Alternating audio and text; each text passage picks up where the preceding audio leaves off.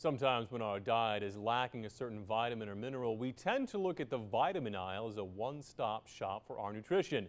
If it only were that easy, in this week's Diet on a Dime, we focus on calcium supplements and the importance of knowing how much is too much. Michelle Arnold has more.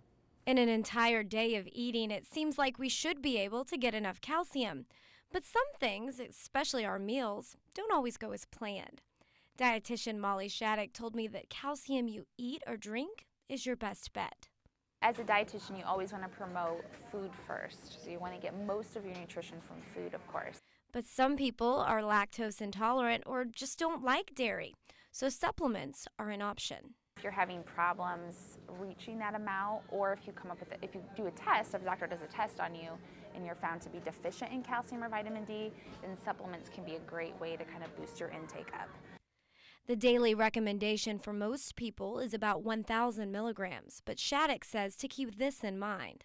No more than 500 milligrams in a serving. You wouldn't want to take more than 500 milligrams at a time, and that's because our bodies, our intestinal tract is not going to absorb any more than 500 milligrams at a time. So if you're taking more than that, you're really wasting your money. When choosing a supplement, keep in mind that the power in one pill could be too great. You must consider your age and diet when calculating how much calcium you need. Too much could cause kidney problems.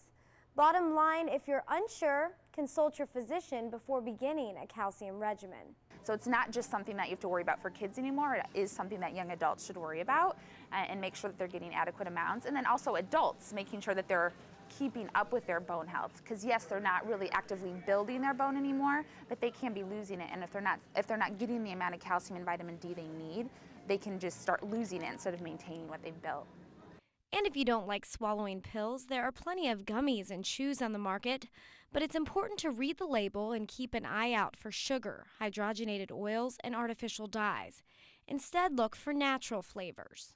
It actually uses juices to color the chews, so you still get a nice color that may be a little bit more kid-friendly, but you're not getting those artificial colors. The main thing to remember is you and your family's health.